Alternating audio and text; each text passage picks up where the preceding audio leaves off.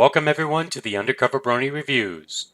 The episode reviewed today will be The Summer Sun Setback, written by Michael Vogel. The Summer Sun Setback, more like the Summer Sun, your mom. Okay then, hello friends. That was funnier in my head. Okay, so this episode has a lot going for it right out the gate. You have princesses, which is good. You got Discord, which is Pretty good. yeah. You got villains, which is really good. And you've got, for the most part, consistent character development. Mm-hmm. Actually, yes, consistent character development, which is, great. Increasingly hard to come by these days. Yeah, Just like the songs. Like, seriously. Yeah. Well, it's okay. Once Friendship is Magic bites the dust, maybe we can fill the void with She-Ra. God, now you're telling... You were like, when Friendship is Magic bites the dust. I'm thinking of that one meme of Spider-Man fading. It's like, hey, Stark, you know that really old song? Another one bites the dust. And he smiles as he fades away. You know, we don't have that many episodes left because this is, we have, let me see. Yeah, because we really only have like 6 episodes left because the finale... So you probably found this out, but for the viewers that don't know, so the finale is 2 parts, Mm-hmm. and then the last episode is called The Last Problem, Mm-hmm. which how do you say it? It's an epilogue. They're calling it an epilogue. Let me just say that there's going to be a couple things here.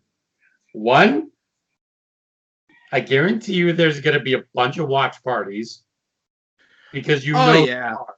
And number 2, I'm just going to say those watch parties are going to be filled with grown men bawling their eyes out. Hey, it's going to be hard not to, man. And then, I mean, hell, yeah, they're the last CMC episode is calling growing up is hard to do.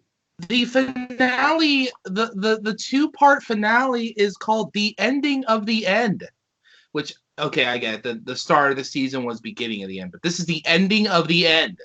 Mm-hmm. Real quick, and then we'll get going on this episode. Did you see that 3D animated Pinkie Pie thing? Yes, and I thought it was fucking adorable. That didn't sound like Andrea Libman in the video. It wasn't Andrea Libman, but still, it was funny. I wonder if that... Especially with Gummy. Like, yeah. He has all the Pinkie Pies, the Pinkie Pie toys on it. I just wonder why Andrea Libman didn't voice her in that. Maybe that's actually Pinkie's actress who's going to be her in G5. Honestly, she's not bad. No, it was pretty good. The voice was like a teeny bit deeper, but like her inflections and timing were like all there. Okay, so this is the Summer Sun Setback. Let's see here. Wow.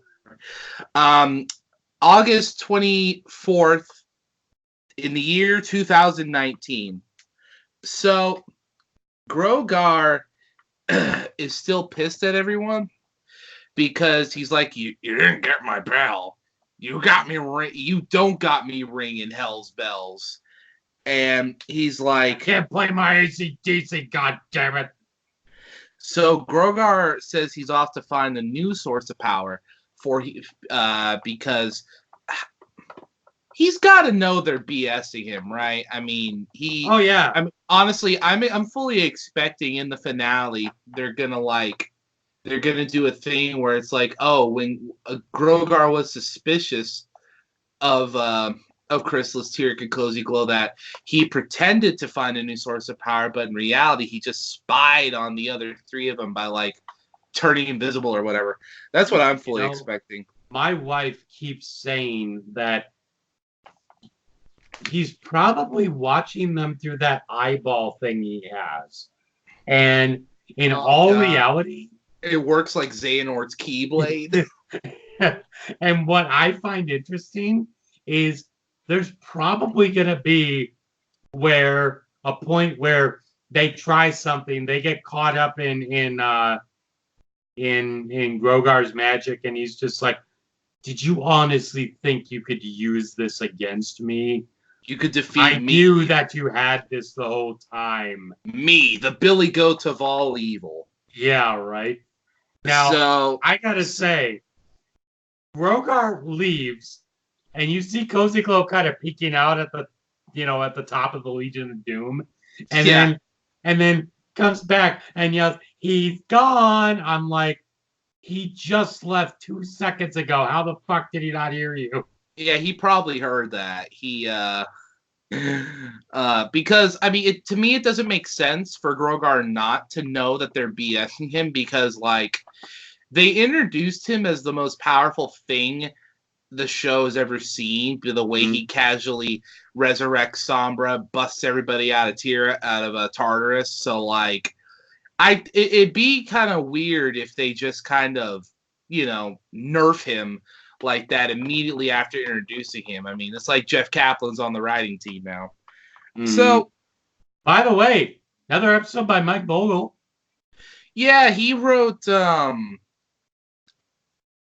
was the episode he wrote? He wrote a couple episodes, and I know they're good. So I actually like that. That the villains, because the way the last episode ended, I'm probably just remembering it wrong, but it seemed to me that they were going to just hide the bell from Grogar. Maybe they mentioned something about using its power, but in this episode, they're just like, okay, we gotta learn how to use the bell. Mm-hmm. We gotta figure out how to Yokiro Taco Bell. And Tyrek moves it, and it doesn't do anything. Like you see the bell part like actually move, but it doesn't ring or anything. And I'm just like, I'm sorry, Tyrek, but you can't Salvation Army this shit, okay? Sorry, Tyrek, Bell.exe is unable to work because it's been offline for like 8,000 years. Yeah, 10,000 years? Could give you such a crick in the neck. But anyway, I love how they're trying to figure out how it works. And Cozy's like, you know what? Twilight may be an asshole, but she knows a lot of shit. And she was talking about the Canterlot archives. Which is great. I always thought the archives were a thing that were a great idea, but they never use them for anything, because even 9 seasons in, you really realize just how much world building of Equestria there actually is to do, or rather, they could have done. Yeah, and there's like a restricted section, which we already know from It's About Time, but God, what a callback, right? Yeah, they're just fuck them ending fences for bringing back the first episode. We got this shit to deal with. But I love how they're just like, road trip, let's do this shit. Yeah. And they out of there. And I love that they thought of the archives, and I love that throughout the episode, they do their plans and schemings, and they're good at it. Because, Jonathan, do you know what I love more than consistently developed protagonists that show a lot of range, reach highs and lows, but still remain core to their character? Do you know what I honestly love more than that? Maybe not more, but I love antagonists. No, I fucking love smart villains. Okay. Because when you have a smart villain, then like they're actually competent. Well, because it's one thing to have like a really strong villain, or like a really fast villain, or like an evil businessman, not evil businessman. What do I think of? Or like stuff like the Joker, or like evil overlord like Darkseid and Thanos. But when you have that, like, and granted, technically Cozy Glow is this because Chrysalis and Tyrek have powers, but they're not as strong.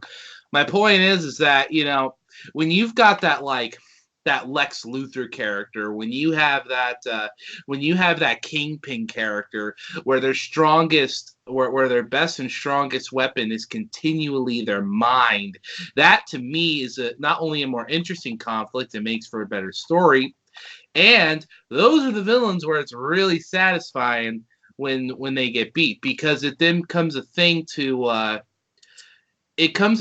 where it's brains versus brains, but in some cases like this one, it's brains and bronze versus brains and bronze, and it's just, yeah, no, I love smart villains. I like villains who are cowards are fine. They're bad guys. Bad guys can be cowards, or protagonists can be cowards but evolve into braver people.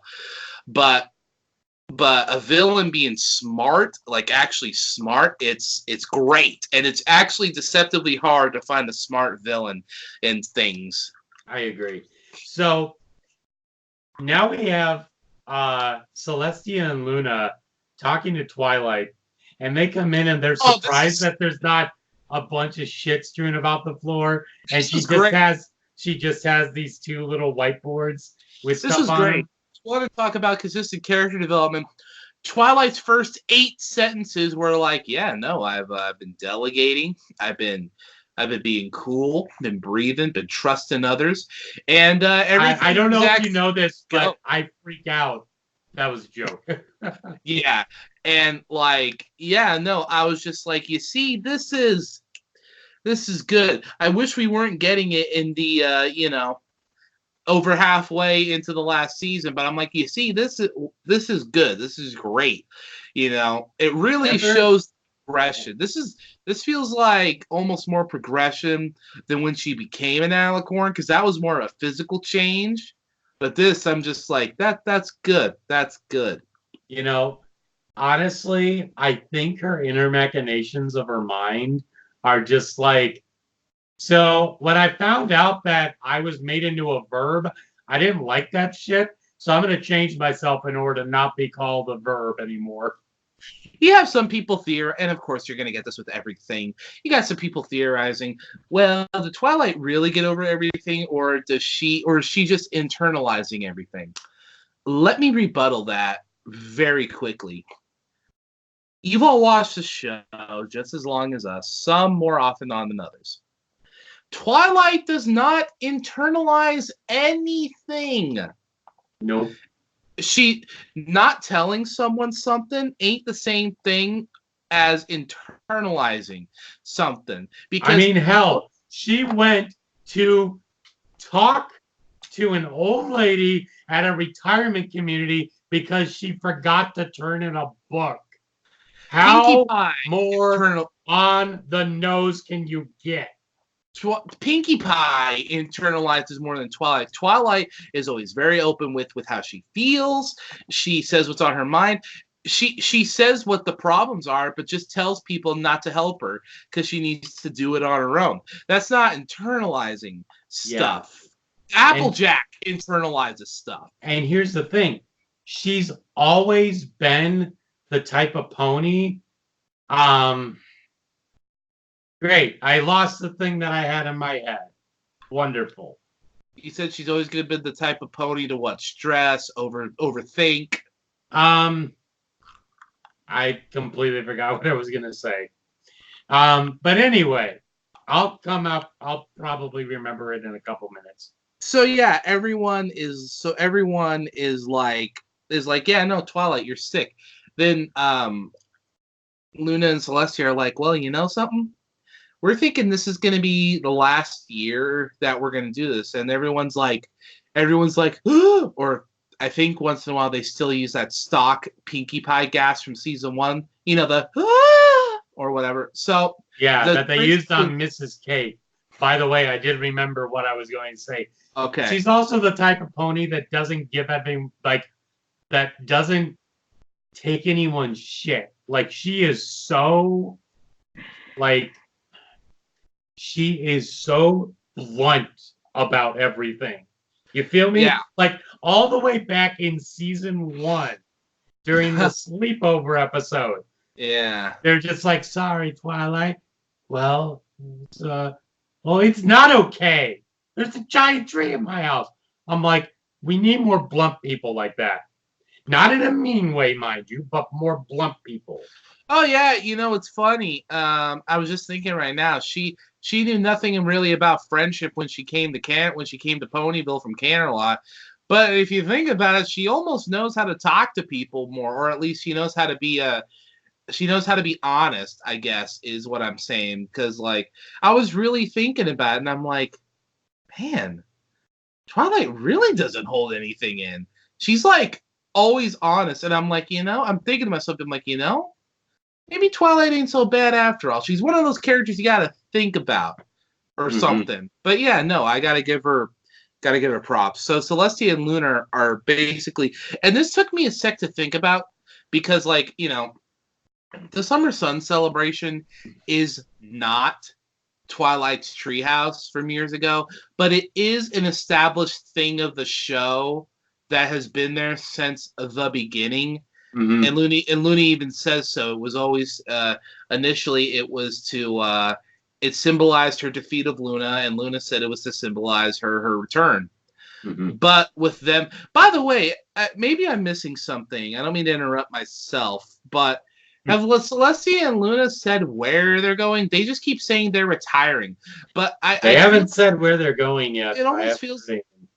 I have two theories. I feel like one, they're gonna do like the last 10 minutes of Space Odyssey 2001 and like ascend to a higher plane of fetus existence with the kind of thing where it's like, do we really understand it? Are we supposed to understand it? Could Stanley Kubrick have told us? Yes, but then maybe the film wouldn't have been as good, blah, blah, blah. Or they're going to go to another universe, which will be the G5 universe, which does not have a Celestia and Luna, and they will assume role over them, which also spins off into a sub guess. Maybe they are going to go to another universe and create another Equestria, but change things around. Which honestly, neither of those are probably gonna happen, but it's a nice thought, I think. So basically, you either want Gygas from Earthbound or Super Mario Galaxy 2. Maybe Celestia and Luna will they won't die or fade away, but they'll become one with the sun and moon, because Twilight needs that. I just had that thought, because Twilight needs the amulet to lift up the sun and moon. What if Celestia and Luna are like, we're so sorry we have to go, but something our last gift to you is we will become the sun and moon, so now you no longer have to raise the sun and moon or something. It'd be really sad and poignant, but I think it'd be kind of cool. I have to go now. My planet needs me. So, Twilight's like, well, shoot, I got to make some last-minute adjustments to make this stuff even more rad. And everyone's like, uh-oh. She's like, no, I love how Rainbow Dash is just like, please don't give us more work. Please don't give us more work. Please don't give us more work. But in actuality, it wasn't even that much of work. She gave them each a nice color-coded cue card. I'll say that 5 times. And Dash is like, this is it? And I love how Discord's just like, yeah, how much of a freak out is Twilight going to be? And they get the cards, and Dash is like, actually, we were with Discord on this one. Why the fuck aren't you freaking out? I'm trying to find the quote right here, but he actually says something along the lines of something like character growth is so boring. Yes, character development is so boring. So she gives him each a card, and basically she tells Applejack and Pinkie Pie, who, I don't know why I thought this right now, but I guess we'll just always have to just remember that they could have been cousins, but the show is too afraid to. Was too afraid to do it. They're in charge with talking to Brayburn. And they're like, yo, dog, your food's we like food, so we need some food in our food with our food. And he's like cookies.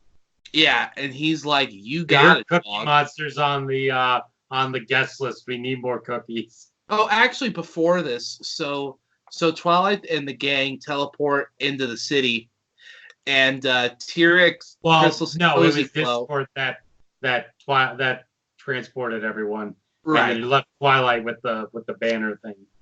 But yeah, So Team Rocket is there, and they're checking them out, and they're just like, man, security's tight. What are we gonna do?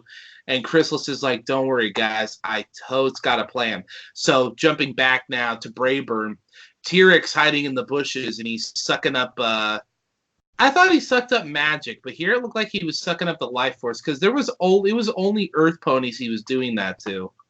He's kind of like Cell, right? He absorbs everything's essence or something. something like that. And I guess the magic is like their main life force. But yeah, I got a question for you then. yeah. If this team is Team Rocket, who is Meowth?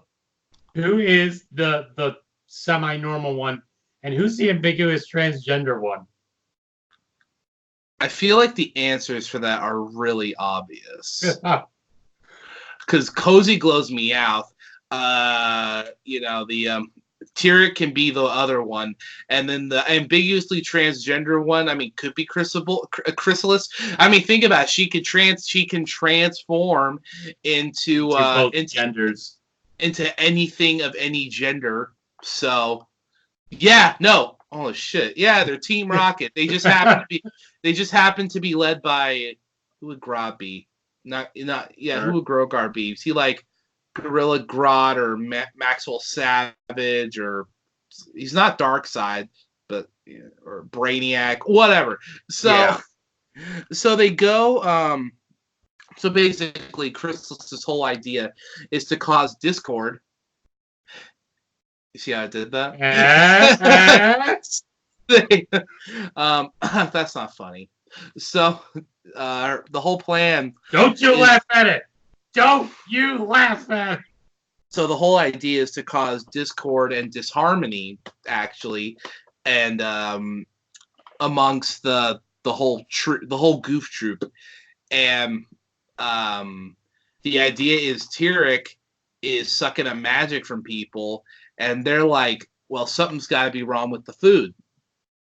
Next, we go over to Rainbow. I believe next we go to Rainbow Dash and Fluttershy, and they're like, "All right, dog, check this out. So the weather's got to be this whole new thing."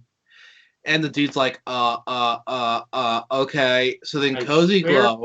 God, this dude, number one, looked a little too and was animated a little too much like Zephyr Breeze for my tastes. But I also have to say, this dude is me. I swear to God, this dude's me. Because that's how my anxiety is. When something gets changed like that, I'm just like, I don't know what to do. I don't know what to do. That's seriously me. I don't feel comfortable telling how much I related to this guy, so I'm not. Then Cozy Glow comes up, and she's like, look, dog, I know you got some stress right now, but dude, don't even trip. I'm going to help set you on the right path.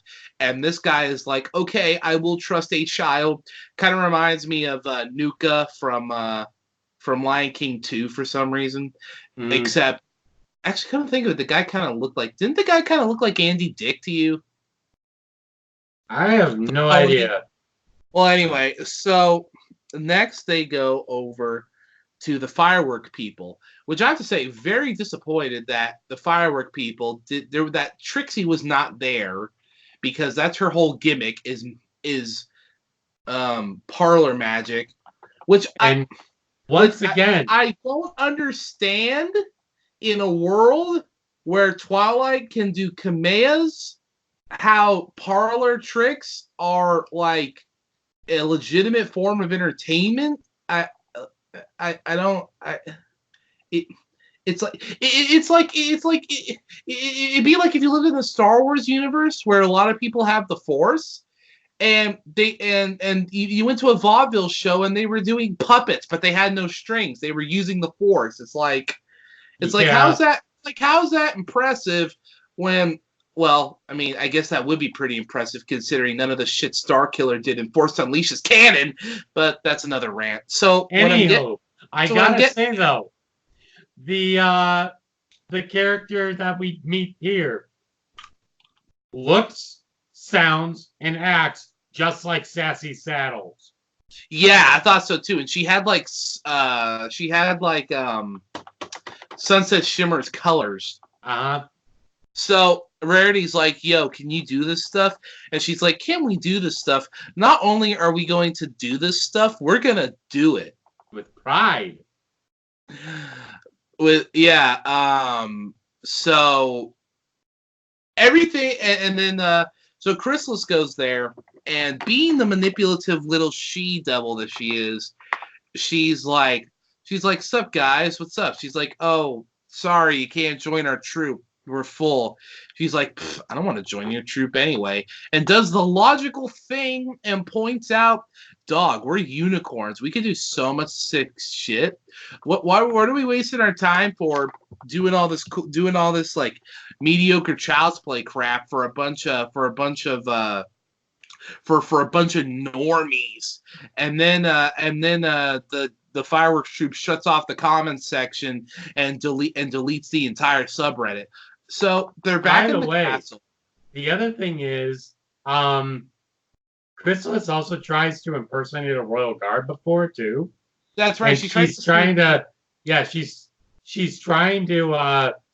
in, and one of the other guards uses her lock enchantment thing, and Chrysalis gets knocked back because the door closes on her, and she's like, huh.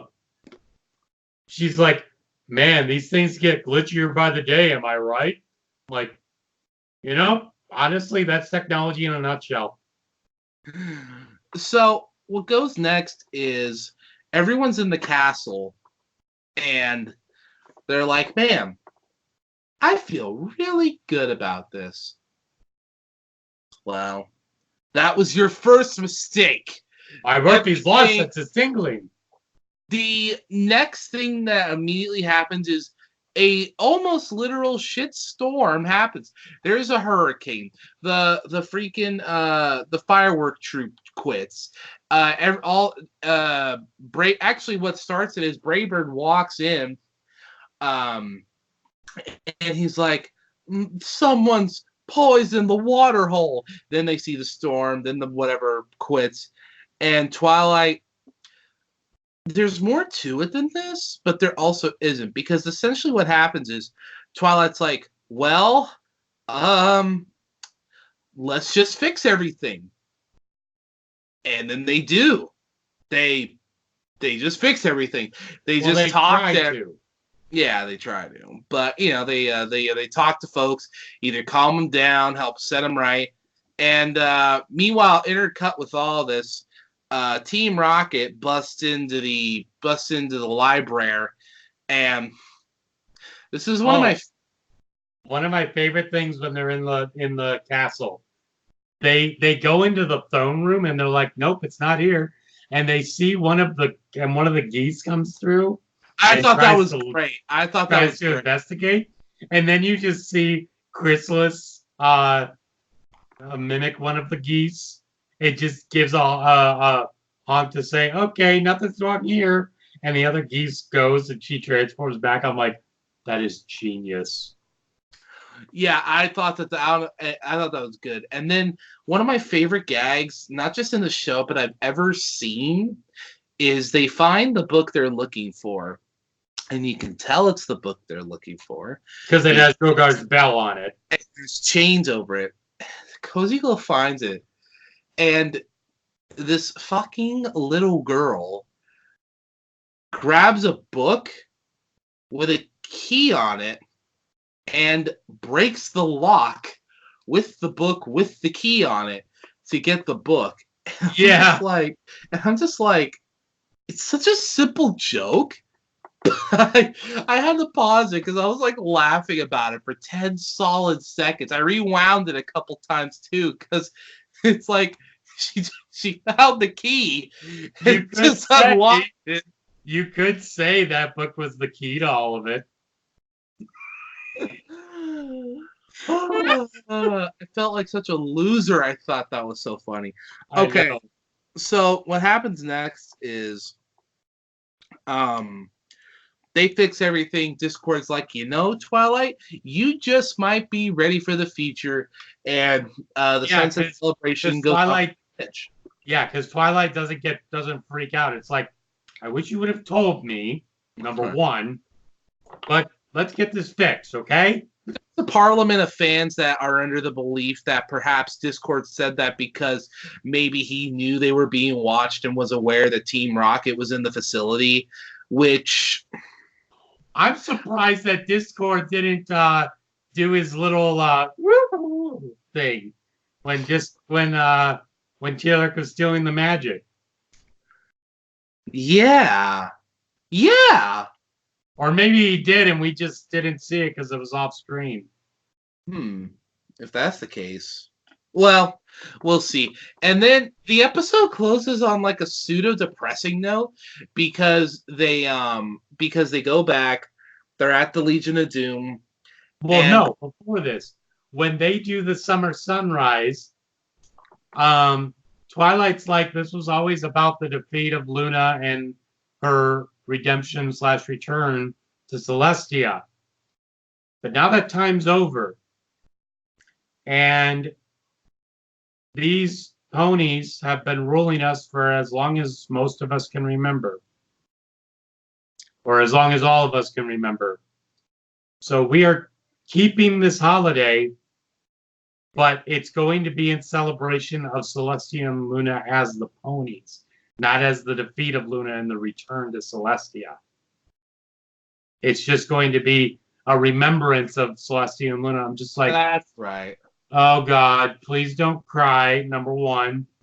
And number two, I'm thinking, and my wife brought this up too, I really hope that we still get to see more Celestia and Luna before the end. That'd be real cool, and we'll see. So then we're at the Legion of Doom, and like I said, Pseudo ends on a depressing note because Grogar comes back. He's just like, and then the three are with the book, and then they're like, well, we just have to stay one step ahead of Grogar. And Cozy Glow makes a point to mention, she's like, I just realized something. It's really easy to turn people against each other. And Chrysalis is like, yeah, yes it is. My Little Pony. I'm like, huh? Yeah. I'm like, damn, poignant. So yeah, that was the Summer Sun Setback. A very good episode. I thought it was a nice treat, considering there was like 2-3 duds in a row when the show came back. So, we're closer to the end. Next week is she talks to Angel, which I almost want my dad to watch, just because, like I said, because it's the name of a Black Crowes song and he loves that band. But at the exact same time, this is like the only season where they've done this, but like it really helps if you have a prior knowledge to the show when you watch this season. Every other season it's whatever, but yeah, so he'd be a little confused. Besides, every time he sees Fluttershy, he's like, look, it's a pink pony. And it's like, she's not pink, she's yellow, but happens to have pink hair. No, it's a pink pony. She's predominantly yellow. It's a pink pony, my son. I'm like, leave me alone. My dad just keeps saying, oh, the pony that farts rainbows. Yeah, he explicitly calls Friendship is Magic the Pink Pony Show to me. He doesn't do it in like a diminutive way, so I'm not offended, but it's just like, it's one of those things that he says wrong on purpose because it sounds funny. Yeah. Oh, yeah, Now, so scores. Let's do scores. Yeah, what's your score? I give this a 9. Go. This Rate was... Say it. I give this a 9. This was Okay. a really fun episode. Not the best. I think the one where it was the first one with the villains was really, really good, and this is a good close second. But overall, very solid episode, very fun. And I'm excited to see more. I can't quite give it a 9. I'm gonna give it an 8.75 because I thought it was good. It was on the threshold of great, but it didn't quite reach it, especially not considered, especially comparing it, which probably shouldn't have, but especially comparing it to the whole episode that Team Rocket had all to themselves, which was one of my favorite episodes in the whole show. So that was So, yeah. yeah. Yeah, so that's it from me, John. That's it from me, Snakeskin. We will talk to you guys later. Peace out, Dragon. Adios.